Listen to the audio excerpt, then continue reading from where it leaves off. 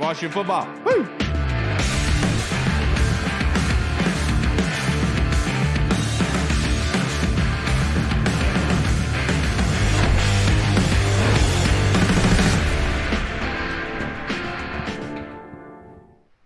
Hello, everybody, and welcome to the Burgundy Zone. I am your host, Kyle, and I'm joined by my two co-hosts, Michael Hall and Michael Reed. The Burgundy Zone is a part of the Frederick Podcast Network. You can find out more by going to www.listofrederick.com. The title of this episode is called Checking the Pulse, and the pulse is spelled in a very distinct way, P-A-U-L-S-E, as in Logan. The Professor Paulsen is joining us for this episode.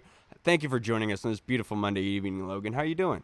I'm great, man. That was a very nice introduction. Thank you so much.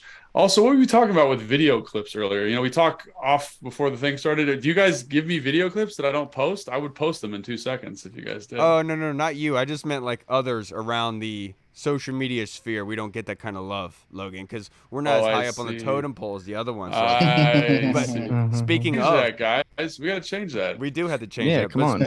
Logan, plug us in. Get us booked for Washington with them. Speaking of being on top of the totem pole, Logan, Madden is stupid, as nefarious as this is. Madden has rated Terry McLaurin as the 8th highest wide receiver in the NFL with a 92 overall record. At this point, you know, going into last season, I'm a big Terry McLaurin fan, but you were the one that kind of said, the scouts that I've talked to, he did need some polishing in the mid-game. So him being at 92, it's almost like the NFL is kind of start seeing that this is an all-around wide receiver. Sure. Do you think that his play is a representation of that 92?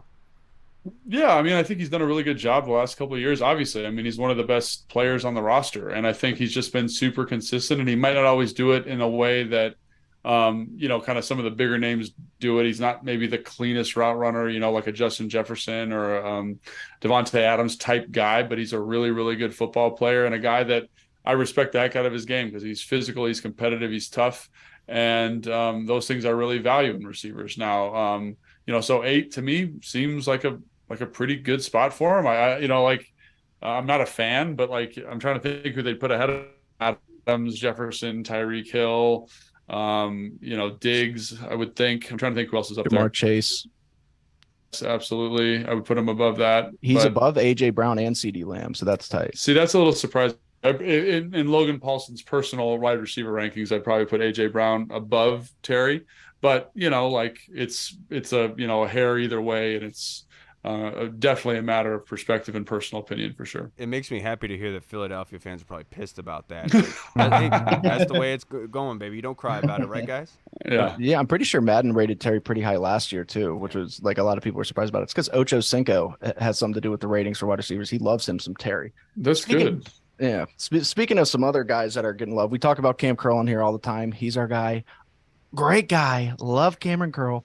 Somebody else, though, who started to get a little bit of recognition via Madden is Derek Forrest. Derek Forrest was a 67 his rookie year. He's coming in here at an 82, which is pretty good. Yeah, it's pretty nice for Defo. What from his game do you like to see? Like, what is it about Derek Forrest that's made him so effective? Yeah, I think that's a tough question. I think he's a guy that fits the scheme really well, has some position flexibility and versatility. You know, he can play in the box. He can play high. He showed a proclivity and an affinity to finding and tracking the football well. So I think all those things are probably something that's pretty conducive to him being graded well. I think he played well last year, so he deserves that grade. You know, obviously there were some issues like giving up big plays, but, you know, when you watch 17 games of any player, like that's going to happen. So right. I think overall I feel pretty good about where he's at. And I think, you know, that's a position group that you feel very excited about. You know, you got Crow, you got Defo, you got Percy, you got Quan, who's probably going to get some reps in kind of that mix as the fourth safety potentially. So that's a really exciting position group for me. A lot of talent, a lot of potential. And it's nice to see Defo get some recognition. Awesome. Yeah. He seems to, by the way, I'll just say it's so boring right now in the NFL world that we're talking about Madden ratings. I mean, I think I just got the script for the show, the rundown for tomorrow, and we are also talking about. So we're ahead of the curve. Okay. Yeah, you're ahead of the curve. So don't shy away from it. We know what time we. Yeah, but also real fast, Derek Forrest seems to be somebody who's pretty good at everything. Like Derek Forrest can lay some lumber. That dude can hit. He's also always around the ball. It seems like he was making picks last year. So good to see that. That's a dog. Before you go, Hall, just real quick, Logan, did you check out the documentary on Netflix, Quarterback, that Peyton Manning produced? So I'm definitely like, that's on my to-do list. We actually did something. That's like you're busy or something, dude. You play Call of Duty 17 hours a day. I do. Well, we're always on there. My kill to death ratio is improving by the second. It's very good, actually. Yeah. Putting ISIS to shame. We just listened to a podcast by Jordan Rodriguez. Did you guys called The Playmakers? So that's what I just did. But the next thing on my list related stuff is the quarterback. Yeah, let me know what you think of that, because I absolutely loved that kind of insight into their lives on a day-to-day basis. They're actually absolutely crazy. Sorry, Hall. Nah, I mean, Madden ratings, quarterback. We're hitting the high marks today. Unfortunately, I don't have a Madden rating related question, but I do have a question because it is list season, and ESPN put out their top 10 safeties in the NFL. Sure. And then they do like a what's honorable it called? Mention. Honorable mentions, and then they put guys that just received a vote.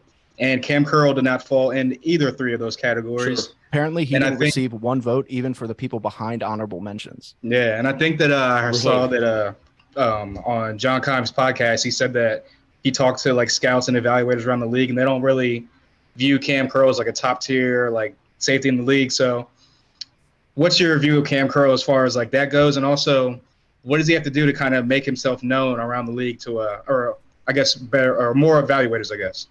So I think the thing with Cam is when you watch him on a down-to-down basis, you appreciate him more and more. It's kind of like when you watch Terry a little bit. Right. He's a guy that ton of position flexibility, can play in the box, can play deep, can lock up a tight end, very good tackler, has really, really good instincts, really great communicator, and those things never really show up on its stat sheet. That position flexibility, not quite, like it is valuable, no doubt, but it's not like at a premium with a lot of teams. So that was something I always wondered about with Cam, like, cause he's like the highest graded, for second highest safety grade on PFF. So obviously other outlets are recognizing his ability and his talent, but he's a guy that I always think safety is a position that you need to get touches on the football. You need to get interceptions, you need to get fumble recoveries, you need to get sacks, right? You need to be in the national kind of narrative. And it'd be interesting to talk to Kyle about who he spoke with, because I bet you there's a lot of football people who have a lot of respect for what Cam does and how challenging what he does. He's always playing like last year, he was matched up against receivers in the slot. Like he does a lot of very, very challenging things, and he makes so. I got a lot of respect for his game, and I know, when he's not in the lineup, this defense suffers pretty dramatically. Mm-hmm. So that's something that, again, he's never going to get the national recognition because he's not having 5 interceptions a year with, he doesn't have those Troy Polamalu, Ed Reed, Brian Dawkins type stat lines. He's not in the same, conversation as who's the safety in LA, the Chargers. Derwin James. He's not in that same kind of pantheon. He's a freak too. So I think, freak. But Cam, in terms of like defense, I think it's very, very highly rated. But unfortunately, you need to like watch a lot of film. Like you need to watch 5 games, and people just don't do that. Like they're with analytics the way they are, and unless you're like a scout, you're not going to do that. So. Yeah, the one thing with Cam, the one caveat I always put in there is, to their defense, ESPN, Cam lines up a lot at linebacker. And so he's asked to do a lot of things that most safeties are not asked to do. But that being said, there's no reason to cry about a stupid list that's done in July, Logan. But to ask you the real important and tough questions here, AG had an interview, and he talked about being really, like, you haven't seen me in my true position. What do you think about AG's usage in this offense with Eric Bieniemy? I know we can kind of get ahead of ourselves before even training camp of what our imaginations can run wild with, what the possibilities are. But what do you think in realistic terms? What's AG going to be used like?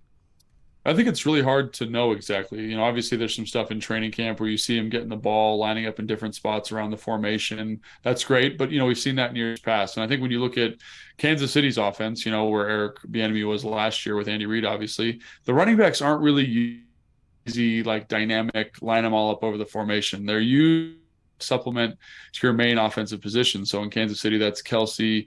That was Juju Smith-Schuster last year. And they kind of find ways to get those touches. And then the back is like the secondary or third read, finding space on checkdowns, and able to kind of get explosive plays off of that kind of stuff, right? Screens, checkdowns, pick plays in the red zone. So based on offensive history, I would say that it would look something like that.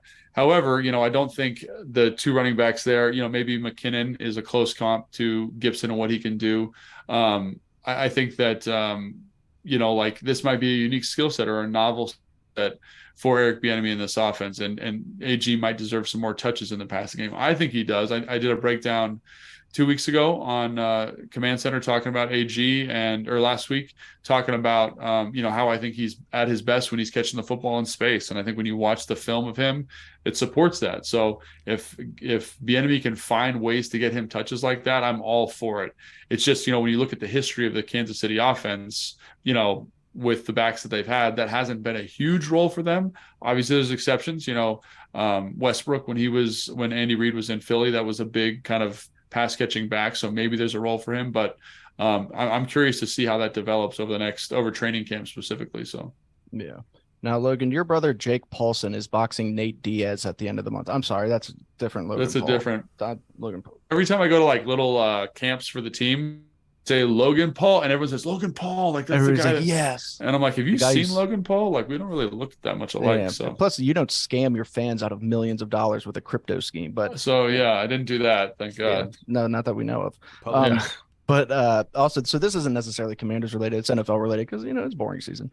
But they've been doing lists from NFL GMs, like the Cam Curl one, the safety list, and they released one of quarterbacks. And of course, Mahomes number one, obviously. Joe Burrow came in at number two, and apparently, an NFL scout and NFL executives, multiple ones, said that it's those two, and then it's everybody else. Like it's not even that close between them and Josh Allen, who was number three. How do you feel about that? Do you really think Joe Burrow is that good? I love Joe. Cool, the guy gets it.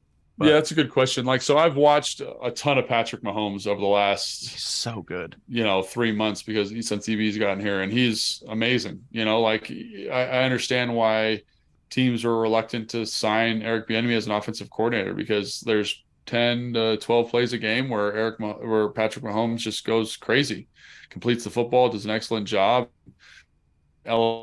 steals you first, just does amazing kind of magical stuff.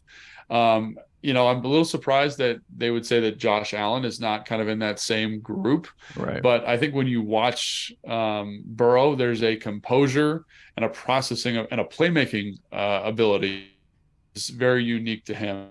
I think when you look at Mahomes, it's kind of like how you used to look at Tom Brady or Peyton Manning, a guy that can be in any offense right now.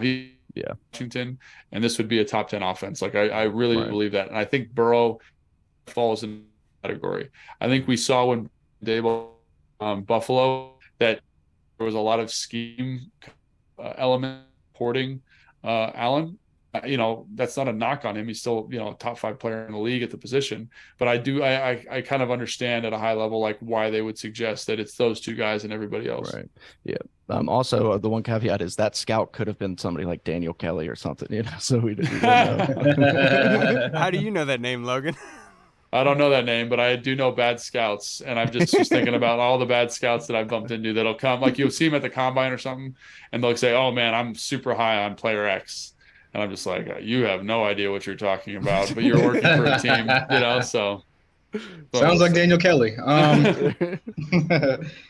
Speaking of quarterbacks, obviously the NFL right now is an offensive league. It's a quarterback-driven league. And not a lot of people are thinking highly of Sam Howell because he's a 5th-round pick, has the one start underneath his belt. And I guess a lot of people think that or just assume that Washington's going to go with like a run the ball and then like play good defense and kind of just limit the quarterback to like make plays and not turn the ball over a lot. Do you think that Washington can find success and win games this year doing that? Like since it is like such an offensive league, or do you think the offense is going to have to be the dominant side of the ball for the team that have success this year? Yeah, I don't know if they're going to do that, honestly. I don't know. Be hyper conservative. I think what you're going to see is an offense that's designed to find easy decisions for the quarterback, and obviously running the football is a portion of that. I think you're going to see a lot of RPO. You're going to see a lot of screen games, a lot of quick game, a lot of kind of intermediate passing game. And I think if Eric Bieniemy can do a good job and kind of the down to down stuff isn't too challenging for him and he doesn't stress the offensive line too much, I think that's a very effective solution in this era of NFL. Yeah, I really do. And I think, Sam looked pretty good during OTAs and minicamp, and obviously that's a very small sample size. But I think, like in order to work, you can't just run the ball a ton. You gotta be able to throw the football. You got to be multifactorial in your attack and your approach. And so I hope they don't do that. I think the defense, like you said, this is an offensive driven league, and I don't care how good your defense is. There's a reason that team seems to repeat or can repeat as a top 5 defense. That's just not a thing that happens anymore. It's not like defense wins championships. It's offense wins championships. Good offensive play calling wins championships, and good offensive play calling supports your defense and their effectiveness. I really think there's a lot on Eric Bieniemy's plate here in terms of making sure Sam's ready to go, because if Sam and he's insulated and he's ready, that makes life easier for the running game. So there's a lot of responsibility of the ball, I feel, right now. And so I don't expect to see run punt a lot from this team. I expect to see a lot of kind of stuff. I don't think it's going to always be pretty. I don't think it's always going to be clean, but it's definitely going to be a little bit more. If I was betting on it, it's going to be a little bit more varied than that. Love to hear that. Now, Logan, to wrap this up, I only have a couple more questions for you. But obviously, before you were a professor and just an expert in the game of football, you were also a tight end. And the tight end position is one that a lot of this fan base has kind of looked at and said that we need to upgrade at that position. So my question to you as a former tight end, the state of the tight ends, how are you looking at that unit right now? I mean, I think it's one of the strengths of the offense, and I know that might be kind of a minority opinion, but like when I look at Logan Thomas and what he did in the spring and his relationship with Sam Howell, I think, man, there's a guy that's going to do really well in this. The features of the offense, one of the things that Travis Kelce does so well in Kansas City is he is able to damn straight, right? Yeah. Able to kind of read coverages in a specific way, you know what I mean? And take a corner route that's going to be versus quarters coverage and find a zone, or run a basic and sit it down. And Logan Thomas, being a former quarterback, has that skill set. And Sam had a very high comfort level, and Logan used his big body to create separation and create throws. Exciting. Bates, I think, camp, kind of outside of his comfort zone. They didn't run the football at all in OTAs and minicamp. But for him to show that he can catch the football and run routes, awesome. Cole Turner, we know what he can do. Kind of, it's been rumored, it's kind of looming in this undertow here, in terms of playmaking ability. That again, Curtis, a guy with a tremendous bummers that Armani's hurt. Armani kind of had the highest upside of that entire kind of young guy group, but former quarterback too. Yeah, this potential. It's just about whether EB can maximize it. And when I look at film, and he's obviously, Andy Reid was calling plays, but he was involved in the game plan and how they use multi-tight end sets, 2 tight ends, 3 tight ends to kind of dictate certain responses from the defense. I think this personnel group can be used in a very similar way to that. So that because one of the things that lead to tight end production is understands how to get position the football. And I think Eric Bieniemy obviously had Travis Kelce. He has a very, very high exposure to getting the tight end involved in the offense. So I think this group is going to be fine. I really do. And I know a lot of people were calling for people to, to draft Dalton Kincaid or whatever. I was not in that circle. I think this group is very, very, very, very talented. So I'm not that worried.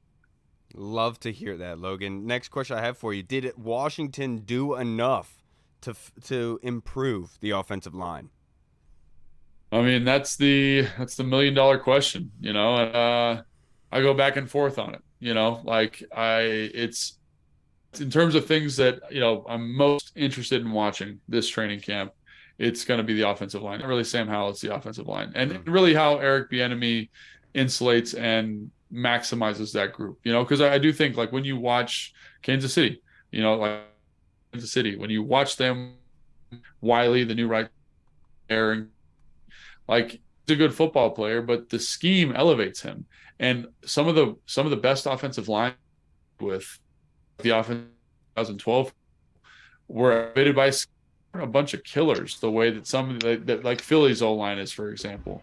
This scheme, they ran an offensive system that spoke to their skill sets. As much as how are they going to get the ends, the receivers, Samuel, what's his new role? What's Antonio Gibson's role? My big question or conundrum is, what are they going to do to help this offensive line? Because right across the board, is that have some ability and some talent and some athleticism.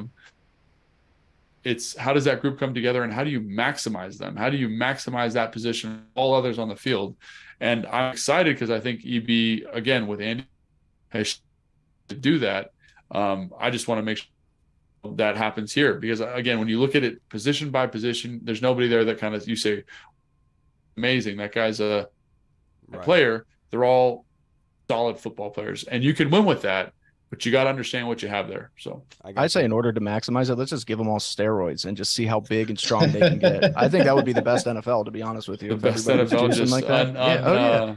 Dude, I want to watch sports to see people do superhuman shit. That's have you heard about the what is that? The steroid Olympics that they're trying to get going in Australia? I saw that on Twitter. No, it's an Australian thing. Yeah, so they're getting after it. Nice. I wonder if my boy Michael from Love on the Spectrum is going to be in it. Oh, Love on the Spectrum is pretty dope, actually. Dude, both seasons, Australian season, U.S. season, both have heavy hitters in that lineup. They're both very good. Reed is all about that show. But last question for you, Logan, really quick. Last one I have for you. Who's going to be the odd man out in the secondary week 1 versus Arizona? What I mean by odd man out is not starting immediately. That's a great question. I don't know. I think what they're gonna work on here this offseason after watching minicamp and OTAs is what I think everyone will play. Everyone's gonna have those roles to be. I think are the big questions. Obviously Cam didn't participate in spring practice for whatever reason. I don't specify specifically what was going on, but Percy did a great job. Forbes did a great job. St. Juice did a Kendall, like that group to me was the MVP of the off-season program. Wow. All did a great job. And, Juan Martin did a great job. So they have 6-7 guys who are very, very talented, who are good football players. So they're going to have to find roles for all those guys because I think all of them deserve to make the team and all of them deserve to be playing based on that data point. Obviously, training camp's coming up. They didn't run the football at all. We'll see what happens now, but I think that's something that, I'm definitely going to be watching. And right now, I don't think anyone deserves to be out of the lineup, but if I had to put money on it, I would just say, I know they're very high on this player, Percy Butler, but I don't know, are you going to take Forrest off the field for Percy? Can take Cam off the field for Percy? Can take Quan off the field for Percy? And I don't know. And Percy's an excellent special teams player, so he's going to make the roster. And he did an excellent job in OTAs, but it's just, I don't know if you'd bump him for any one of those guys. So absolutely love it. Look, that's why I ask you the hard questions because you always give the best explanations. I can't thank you enough, brother. Go and enjoy your Monday and the rest of your week. If you guys haven't already, go and make sure you follow Logan on Instagram at Logan_Paulsen82. Also check him on the Command Center show, the Commander Show on YouTube and all the other platforms. Logan, can't thank you enough, brother. Hope you have a great night, man. Thanks, guys. Really appreciate you having me on. Have a good rest of the day. Keep kicking butt, brother. Thank you for being you, Logan. And subscribe to the OnlyFans, guys. Yeah. On that note, why would you do that? Why would you? Because he has one. Remember, that was a bit that we had that he had OnlyFans. Of course, that's a bit that you heard, but I'm sure that's not true. But now let's wrap up this episode by answering some fan questions, boys. And this first one is from none other than the Colonel. His question is, 9 NFL quarterbacks passed 4,000 yards in 22. Last time Washington had a 4,000-yard season was in 2017 with Kirk Cousins. Is Sam going to do it this year with Terry, Jahan, Curtis, Logan, Antonio, and Diami? Hall? 4,000 yards, that's tough. I'll say no just because, that would be great if he did. I would love for that to happen. And obviously we just talked to Logan, and he's talked about how they're not going to try not to be conservative on offense, and they're not going to be a run-heavy team, and it looks like they're going to try to open it up and put the ball in the playmaker's hands. So I'll say he gets close, but I don't think he eclipses the 4,000 mark. Yeah, like I don't want to get ahead of myself here, Colonel. I mean, I think that Sam Howell is fully capable of reaching 4,000 yards. But these are the same type of questions we were asked about Carson Wentz last season. And yeah, we said, yeah, he's capable of it. Could very well see him doing that. What his career high, I think, was like 3,400 touchdown, 3,400 passing yards. And like we kind of talked about it, the one thing being, we need to see it for all 17 games. You know what I mean? Like, we can sit here and talk about it, but if he gets injured in week 4, what does that matter to anybody? But that being said, I think he's fully capable of reaching the 4,000 yards. And I don't mean that in just a homer aspect. I'm talking about just in the fact of the weapons that are been attributed here. Terry McLaurin going for over 1,000 yards with the kind of quarterback play that we had last season. I think this group is very capable of reaching that. They just need a consistent and productive force commanding them. And I think Sam Howell is very, very capable of doing that. So, yeah, I do think that he can throw for 4,000. Yeah, I think if you look at the weapons in Eric Bieniemy's offense, should he be able? He could. I mean, for sure, that would be ideal, I think. But it's still tough. Yeah, he's still a young quarterback. There's still so many questions about what's going to happen. Every year, some unforeseen ends up happening. So, who knows? But you know what? I'm gonna give it a yes. I'm gonna say Sam Howell. Why stop the floor at 4,000? Why stop it at 5,000? Let's give him 6,000 yards. Why not, my dude? Why not? Now, this next question is submitted on Twitter by our friend Kevin Walsh of the Sports Drunkies. Who is your? It's a good question. It's a good question. Even though Cracky constantly just runs his mouth for no reason whatsoever, just wakes up thinking about the Commanders. Like, what can I try? He's secretly a Washington fan. He reps the Raiders and reps the black and silver, but we all know the Burgundy and gold runs in his veins. Come on, we all know who ran Derek Carr out of town. Come on, boy. We all know who that was. That was Cracky. I tell you guys are over there lighting a plastic candle in the middle of Vegas. What are you doing over there? Now, his question is, Reed, who is your favorite all-time Washington quarterback, and what is your greatest memory of said quarterback? See, it's tough because we haven't seen anybody good. But so, all right. So that's the point of Kevin's question. I know. So obviously, like, it's almost got to be Kirk just because, like, he's the only one who consistently played well for us. I mean, I won't take many more, but I will throw out somebody out there, somebody who's sick. You guys remember Tony Banks? Tony Banks was tight. Yeah, Tony Banks got it. Tight. Yeah. Tony Tight Banks. Yeah. For me, look, you guys are going to be really surprised about this. But who is the greatest quarterback that I've seen, and what is the greatest game that I've seen him play? And I would have to go with Sam Howell, and I would say Week 17 versus Dallas Cowboys are whooping their ass here at home. We should paint you yellow, Homer. Yep. You should. But in all seriousness, the quarterback list is short, obviously. Well, it's actually too long. But meaning of like actual quality ones that you could like say you had a great memory of the game with them. Rex Grossman. But I'll say the one memory I is Kirk Cousins and Robert Griffin III. It's that matchup against the Ravens in 2012 that injured Robert. Yeah, that was sick. But Kirk won that game, and that was kind of the indicator for the team because that was my first date with my wife. You know, that game is obviously, even though it was horrible for RG and the rest of the team, but it was you took all of his luck that day, dude. I did. You ruined his career. But the fact is that, like, you know, we go against the Ravens all the time in preseason, and that's one thing. But when we play the Ravens in the regular season, very rarely do we walk away with a convincing victory, and that's what this was in 2012. So for me, with I'm gonna do a cheat way of saying this, but I'll say it's RG3 and Kirk Cousins, the combo of them two, favorite quarterback ever, and I would say that 2012 Ravens game, that was incredible. You're going to be surprised at my answer for this, but my favorite quarterback, probably going to think it's going to say RG3. Yeah, but I'm going to say it was, you know why. I'm gonna say it was Jason Campbell. I was a big Jason Campbell guy back in the day. Jason Campbell, I think that the guy was cool. Yeah, he got like screwed over by having a different offensive coordinator literally every single year that he was here. And I think that if he had some consistency here, he could have been something at some point because he had all not like he was a bad quarterback. He's just like he was average, like a little slightly above average at best, but he's a guy that you could win games with, especially in the NFL, like how it was back then. He was a guy that you could win games with, like a huge rocket arm, could throw the ball down the field. Pretty athletic, too. Pretty athletic, exactly. Yeah. So, I just think that he got a raw job here because he had 5 offensive coordinators or 4, whatever it was.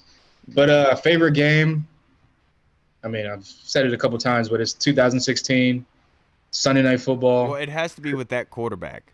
Oh, with that quarterback, man, Jason Campbell. We played so long ago. I can't remember Jason Campbell. Yeah. I remember I can't him not remember. being able to move the chains. I Yeah. remember thinking that about Jason Campbell, like, dude, just can you please pick up third downs, like from Yeah. I know. Christ. Well, if that's the case, then I just have to go with Kirk Cousins because my favorite game was the one I was at, Sunday Night Football against the Packers. Beat the hell out of the Packers. Fat Rob had like 3 touchdowns. Kirk was throwing bombs at everybody. Just the Dan Snyder stadium. was dancing in the suite. Yeah, like an Dan Snyder idiot. was dancing in the suite. Yeah. The stadium was electric. There was actually like fans there. You know, it wasn't like half empty. Like good times, good times. Yeah. My favorite Kirk game was definitely the You Like That game. I was so pumped up after that game, dude. After we came back and beat the Bucks, I was like, My we got a favorite game franchise was guy. week 17 against the Giants when he threw an interception and everyone was Yeah. like, "You suck." Yeah. He's a nice guy, though. Kirk. I started to like him after watching the Netflix show. I started to like him again. Kyle knows I used to hate on Kirk Cousins big time. Yeah. That's because I was just liked RG3 so Yeah. bad. It's I didn't want to admit that Kyle was right. Dude, Yeah. a lot of people are in A lot the of people same did that. exact boat. Yeah. Paul. They just we do didn't, not we didn't want to give admit up it. on him for so long. It's the Because of craziest. what he could have been. It's the Yeah. craziest one season. Like, imagine, like, just imagine you go to work, right? And there's like one guy who killed it on one job. But then for the other 15 jobs, they're a complete, Kept utter getting hurt. disaster. He's not there. He doesn't show up for work. Kept making excuses. Yeah, exactly. And then you're like, but dude, that one job site he did. Well, that's because you fall in love with the potential. You're like, No, look at what I he understand. can I'm do. just saying Look it's at what kind he of can Right. do. You're like, look what he did before. He can do it again. Just Yeah. saying. And he the just never does it admiration. again. But apparently It's RG3 is like, just not built like that. He's just not him. He's a they them. It just goes to show you just Ally. how desperate people are for a winner here, and just the lengths that we'll go in attaching ourselves to said players just to be able to sniff winning. But this next question from Deucelicious read: do you think we run a lot of jumbo 2 tight end set packages to start the year to give Sam / if he wins the job max protection? Yeah, that's going to be interesting if they do that, especially early on, because I mean, we got to see what the O-line's made out of. I mean, that's what Logan was talking. We got to kind of see what we got back there, because you don't want to waste personnel just back there blocking the whole time. But at the same time, you don't want to ruin Sam Howell. You don't want to give him Patrick Ramsey syndrome, have him back there getting hit all the time. So it's going to be tough. I think that I think Bieniemy should do a good mixture of it early on for sure. And that's where it comes in handy, having people like Bates and stuff like that who can block, having Brian Robinson. Brian Robinson's a very good blocking running back, keeping him back there. But that'll definitely be interesting to see, because yeah, you don't want to ruin Sam. Yeah, and I love the question, Deuce, because I do think they're going to run a lot of the jumbo 2 tight end packages, but I don't think it's going to be because they need it for max protection. This is where the genius comes into it, the chess match of the game. Obviously, a defensive coordinator is going to look at Sam Howell and this offensive line saying, obviously, they're going to need to add some more guys there just to feel comfortable for Sam. Well, in those sets, that's when you can do those quick out routes with those tight ends just to be able to pick up that yardage to move the chains. So you can use that to your advantage. So will I say that they're going to use the 2 jumbo tight end package set just for max protection? No. I think Eric Bieniemy is going to screw with defenses with that, and basically using the passing offense to those guys, because defensive coordinators are not expecting it. They're expecting what you labeled in being in max protection. And that's why I think somebody like Eric Bieniemy is vital and crucial to the success of this offense, because you need that kind of creativity, that kind of attacking of the defense for you to be productive in this football league. And obviously a lot of the issues were last season. I'm not going to put it all on Scott Turner, but that attacking mindset was obviously not there. Yeah, and just even going back to last year, like obviously the Chiefs are always on red zone because they're always scoring points, always in the red zone. And like if I'm at a bar or something, obviously the Chiefs are always going to be on the TV because they're the number 1 team in the NFL. So I would notice that Andy Reid or Eric Bieniemy, whoever calls the plays or whoever was like putting the packages together, would do a lot of 2 tight end sets, a lot of 3 tight end sets. And it's just like what we were just talking about with Logan, where you use those tight ends, you use like the bunch set with the tight ends, and try to dictate what the defense does coverage wise. Right. And that's exactly what he's saying. Right. Yeah, and then one thing that you notice with Kansas City is outside of Travis Kelce, they had 1 or 2 other guys that were pretty athletic tight ends that could stretch the field, can work the middle of the field as well, be that red zone kind of target. And their tight ends always caught a lot of times caught touchdowns. If you watch that Netflix documentary, exactly. There's that dude Watson. Yeah, and that's what I was going to say. Also, you watch the thing on Netflix, you see a lot of I think his name's Watson, like number 84, is catching touchdowns, catching passes in the middle of the field. They got another guy that's not Travis Kelce as a play tight end, catching passes as well. So I definitely do think it's going to be part of their arsenal with the offense. And like you said, you run jumbo set, you can run the ball out of it, you can max protect out of it, you can dictate to the defense what type of coverage you want to they're running, make it easier read for Sam Howell. So hopefully, if Eric Bieniemy is who we think he is and hope he is, I think that he's going to steal a page from Andy Reid's playbook and bring it over here to Washington. Yeah, and I know a lot of people have harped on, the junkies talked about Eric Bieniemy not being that evident around talking to Pat Mahomes on the Netflix special and the documentary. One thing I'll say is obviously he wasn't mic'd up for it. I don't think he signed off on it, so obviously they're not going to include the screen time of him. But also I did notice he was talking a lot to the offensive line. But that being said, the fact is, for 10 years he's been able to pick the brain of Andy Reid. If you were able to be around Kyle Shanahan for 10 years and listen to the meetings, and you're going to pick up on things. You're going to gel in a natural human gelling way of a personality, and that's what Eric Bieniemy is bringing here, and that's what I'm really, really excited about, just that gelling of the offense and the attacking mindset that Andy Reid's offenses always have had. So I thought you were going to add something on there, Hall. Next question. This one is from an old familiar and friendly face, our guy Jordan, Washington Today. His question, Hall, is, should Washington add another running back, or are they set with their current group? Unless an injury happens, I think they're going to be set. I think that they saw what they saw with Robinson last year, and I think that with a healthy offseason, him not recovering from a gunshot wound and all that, just a normal offseason, I think that they think he'll be a 1,000-yard or close to 1,000-yard rusher. It's just about, at this point, it's about getting the yards per carry up and being more efficient on the runs, as opposed to just just running through the hole, getting 3 yards of carry or stuff like that. So obviously we've talked about AG, and we all think that finally he's going to be used more in the passing game and kind of like in open space and on those outside stretch zones and stuff like that, which is probably what he's best at this point. So I definitely think that they think that they're set. Obviously, if you who's out there? Like a guy like Dalvin Cook. Obviously, you add a guy like Dalvin Cook. It's going to make the offense more dynamic. He's a home run hitter. He can score from anywhere on the field. And he'll dictate the coverage as far as single high safety, because you're going to have to load the box for a guy like Dalvin Cook. And he can get active in the passing game as well. But with that being said, they got some young guys. They got AG. They got Brian Robinson. I think they are set, but would I be mad if they added a guy like Dalvin Cook? Hell no, because he's a playmaker, but I just don't see anything like that happening unless a crazy injury happens during camp. Yeah, I said it before in our group chat with the Drunkies boys, and I think that if Dalvin Cook was smart, he'd go to Buffalo. Link up with his brother James, follow Stephon Diggs up there, a familiar face, and be able to compete for a Super Bowl. But for me personally, I think that they're set, Jordan. And the reason why, I know you're always trying to upgrade in talent and trying to be a better football team, and obviously Dalvin Cook would include that. And the other avenue of this, where Hall kind of alluded to it, where if Dalvin Cook is on your offense, that forces defenders to have to keep an eye on him. And that's less eyes that's on Terry McLaurin, that's less eyes on Curtis Samuel and Jahan Dotson and Sam Howell, which makes everything easier for everybody. But I also am under the mindset that running backs typically in this NFL, they're only 3.5 years on average is their career. And I know Dalvin is on the ass end of this, but I just don't want it to be one of those Sean Alexander signings. Do you know what I mean? Like, we're just signing it because of the name, and we're going back to the old ways of Snyder. You know what I'm saying? Larry Johnson. Right, Larry Johnson. And so that's why I forgot he even was here. That's crazy. Yeah. I know. And good so for me, I'm looking the other way on this, just because I believe in the guys that we have. Willie Parker. I've said it before. I think that Brian Robinson is like a younger version of Derrick Henry, and he kind of has that same body type. And obviously he's a long way to go, but he can help you in that way. And I want to give him that ability to be able to prove who he is. I don't want to bring in Dalvin just to spite those guys, just because you want to get better. And who says that Dalvin stays healthy for that whole season, right? So I would love the idea of it, but I wouldn't be mad if they didn't do it. But I'm sure there's going to be people out there who are. Yeah, P.J. Duckett was another one. We Yeah. always sign all these old washed-up backs.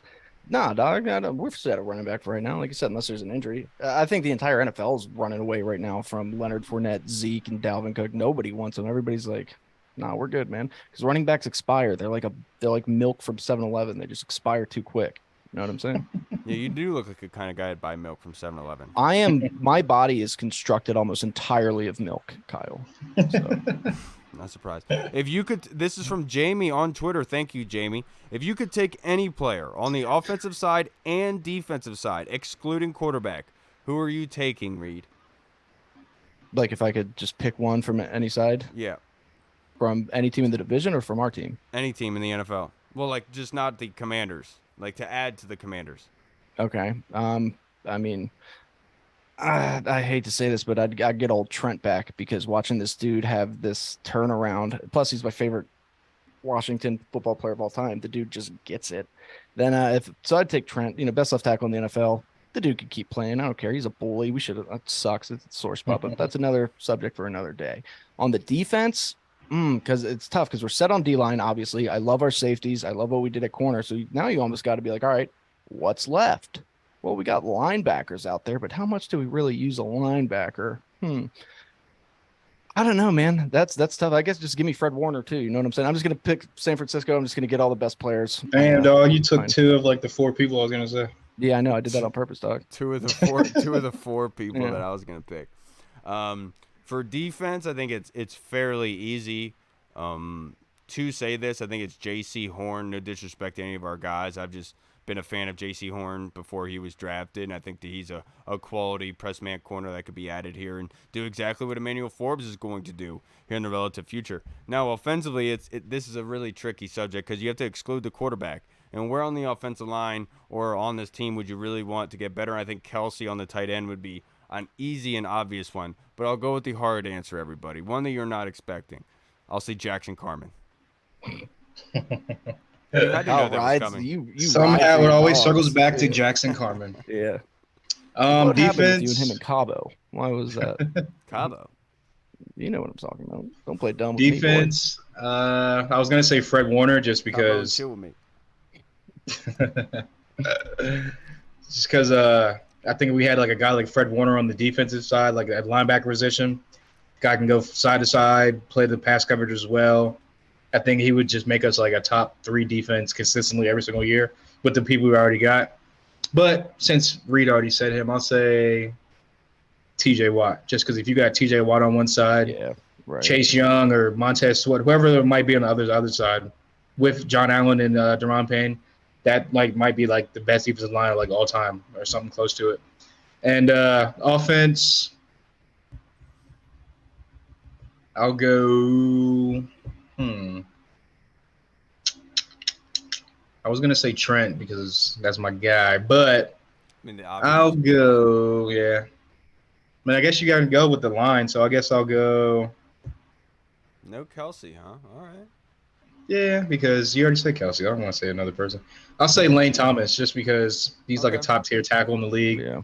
Offensive line obviously has questions. You get a guy like him, your right side's going to be locked up and locked down. You don't got to worry about anyone rushing off the right side. So I'll say Lane Thomas. All right, I'm with it. Now let's go to the Discord chat server. Tim Towner's first question. What is the worst name in pro sports, like bumper, pool, etc.?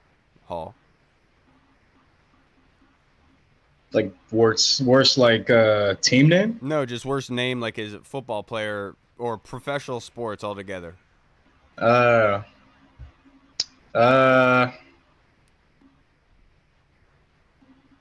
don't know. You guys ever heard of the quarterback? He played in a couple of years in the league. What was his name? I don't know. Come back to me. I got to think of his name. I got one from. He's not a pro athlete, but he will be. He's very good. He's a wide receiver from Georgia, dude. A white boy, believe it or not. He was one of the fastest players in college football. Worst name of all time, Lad McConkey. I swear to God, that's his name. That's such a made-up name. Lad McConkey. That's somebody that you create on Madden or something. Lad McConkey. McConkey's not a last name. That's just gibberish. Doesn't even make sense. For me, I'll say the worst name in sports. I just remembered. All right, cool. Without a doubt, the worst name in sports is Dak Prescott. You ever heard of his name sounds like Dick, you know? I mean, come on. 3-time All-State quarterback. Come on. Three-time All-State quarterback, Dixon Sider. Is that really his name? Nah, I just made that Oh, up. damn. I was like, damn, his parents fucking loved him. Oh my Hey, would you goodness. blow me? Dixon Sider, All-State quarterback, 3 times in a row. Yeah. Stupid. Next question to Discord, Big Tony Shivers. People have been talking about AG and how he may be used in more ways this season. People mention Rodriguez because EB apparently targeted him. But what do you expect from B-Rob this season, Reed? And in terms of passing or just rushing the ball in general? Just in general, all around. I expect. I think you saw Brian Robinson. I think getting shot obviously hurt him a little. Obviously, it hurt him a lot. But you know what I'm saying? Like in terms of getting up to speed, it took him a little bit to really get going, which is completely understandable. It's to be expected. He got better a lot faster than any of us thought he would. But I think that kind of slowed him down early on in the season. I know, shocker, a guy got shot. He was slowed down games that he missed. But no excuses, Reed.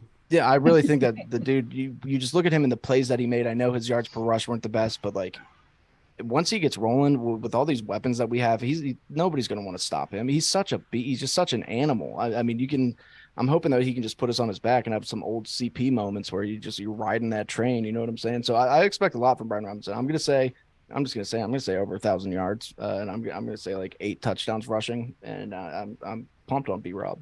Yeah, I think the big issue with B-Rob coming up this season is going to be how he's able to blow off these runs, and meaning of capping them off and not just stopping at 4 to 5 yards, because a lot of people will tell you last season Washington was one of the worst in just being effective in their running game. It was like running into a brick wall every single time. So the big thing for Brian Robinson this season is really putting an exclamation point on his runs and extending that yardage after the broken tackles. That being said, I don't think he's going to have an issue with that, but I do think that he is going to be predominantly more used, maybe not the entire season, but later in games, where like AG is going to be used as the gadget guy to tire these guys out, run them all over the field, and then Brian Robinson used in those situations to kind of just bludgeon them to death. And that's what's really cool about having the two-headed monster of AG and then Brian Robinson, because as focused as you are about keeping AG contained, now you have a sledgehammer coming at you and hit you in the mouth at the same time. And that's what Brian Robinson does. I do expect a similar stat line to last season. I just do not expect the average to be as down as it was before. But I do expect the touches to probably be in line with what he had last season. So I would expect around 700 to 800, and I would expect the touchdowns to go way up, way up. Yeah, he was just under 800 yards last year with missing, the first 4 games of the season. I think he missed the first month of the season. And then, like you said, it took a while for him to kind of get going. I think by like week 8, 9, 10-ish, that's when he really kind of hit his stride. Maybe, when did we play Atlanta? It was like week 8 last year. Yeah, I think whenever we played Atlanta, I think that's when he kind of like hit his stride and kind of like found himself. And you were like, all right, we got something in B-Rob here. So I expect him to build off of last year. I expect him, if he doesn't get 1,000 yards because he's splitting carries with AG and Rodriguez and they're throwing the ball a little bit more than we all expected, I would expect him to like get close to 1,000, if not 1,000 yards. And I don't really care what the yardage is at the end of the day, like I do, but like I just want him to be more efficient. I don't want like you said, the 3.5 or under 3.5 yards per carry. I want to see like 4+, and then obviously it's going to help out the passing game at Sam Howell as well. And yeah, I expect him, like you said, touchdowns to go up. I expect hopefully the red zone offense to be a little bit better, which will obviously add to his touchdown. So overall, I think it'll be a better season, but I expect a more efficient season from Brian Robinson. And to piggyback and to elaborate on what we had talked about earlier, right, the 2 tight end sets off Douche Lish's question, imagine having Brian Robinson in that 2 tight end set. Immediately the defense is going to imagine that you are running the football and then passing off of that. And we saw how Brian Robinson used in the passing game last season against Atlanta. You saw how crucial he is because that big body, that momentum, it's hard for DBs to bring him down. I kind of can see that being the formation that really does some damage in both elements of this game. Now, the next question we have in the Discord chat server is from Tim Towner. He says, let's say the sale of the team is completed on July 20th. If you are Harris, will you make a significant move to embolden the fans and the players? If so, what would that be? For me, I'm purchasing land and making plans to build a state-of-the-art training facility, and you'd hope Jason Wright has a list of options to throw on the table for consideration. Read.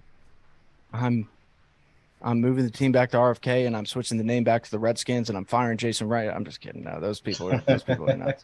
No, I was gonna say, damn, you're about to get all the Twitter love. Yeah, no, I think that the first thing that he can do, the most important thing, obviously, and I think that it's kind of established, is like he's talked about, make those stadium upgrades first and foremost. Just make sure that this stadium's like, we don't want to be the laughing stock anymore. You see the water dripping down, you see the stands literally falling.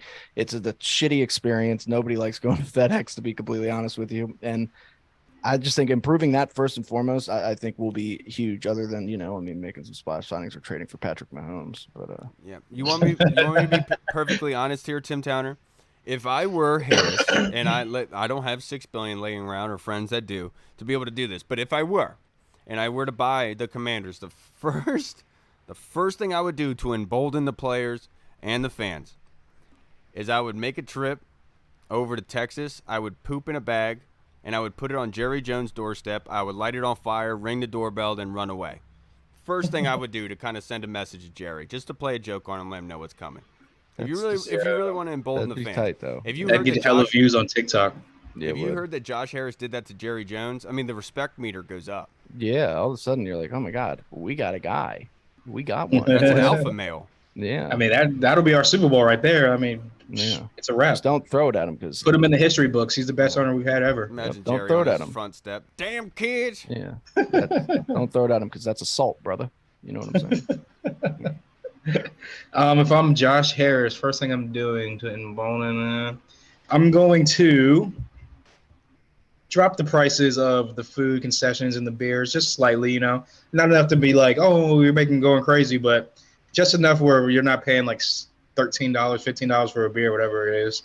And, maybe get like some regular size beer so you don't got to drink like a Monster 24 ounce. So that's like the only option you can buy. Yeah. But, I would do that. And then as far as the players, I would get with whoever the top tier people as far as like facilities go and ideas for facilities, I would get with them. And whatever ideas I had as far as upgrading what you can immediately, I would go with that, just so the players feel like they're, like you said, like they're getting a fresh start with a new guy, like a new owner.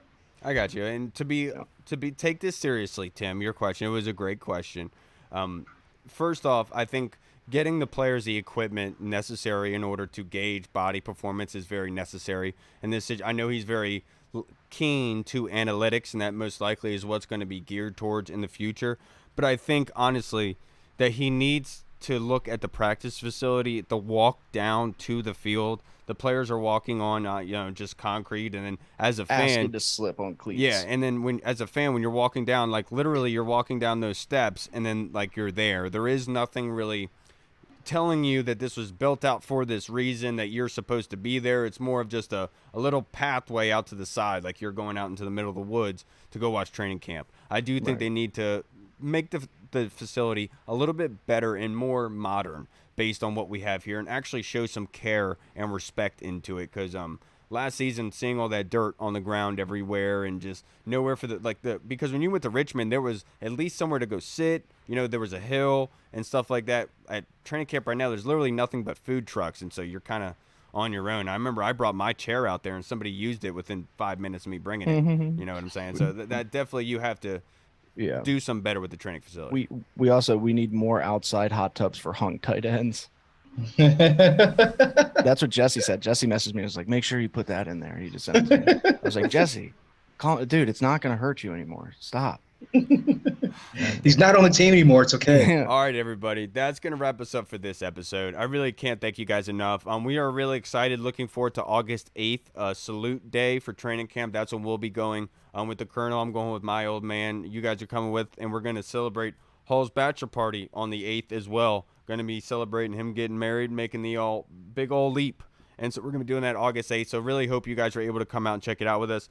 Rookies are reporting this week, but the best news of it all is that Josh Harris looks like he's going to be sworn in on Thursday before our episode. So we're going to be able to actually listen to that. And there's a rumor he's going to be having a press conference from FedEx on Friday. So looking forward to that as well. But we'll have more details on Thursday for you guys. Always appreciate you guys. You made it this far. You are a champion. All right, everybody. I'm Kyle. I'm Holstradamus. And I will fuck up a tiger. I don't care what anybody says. That whole thread was ridiculous. All right, everybody. We'll catch you guys next time. Washington football. Woo! Hey, what's up, everybody? It's Kyle. I just wanted to say thank you so much for watching. And if you liked what you saw, make sure you hit the subscribe button and the notification bell. That way you get notified when anything new is uploaded to the channel. Also, we just launched the BurgundyZone.com. You can go there and find all of our latest news, articles, and the latest episodes that are uploaded. Again, we also have the Discord chat server, where all of our VIP folks are in, like Andy Burrows, Scott Hartley, Sergio Martin is in there as well. Don't miss out on the Discord chat server. Go and check that out. Until next time, everybody, Washington football. Woo!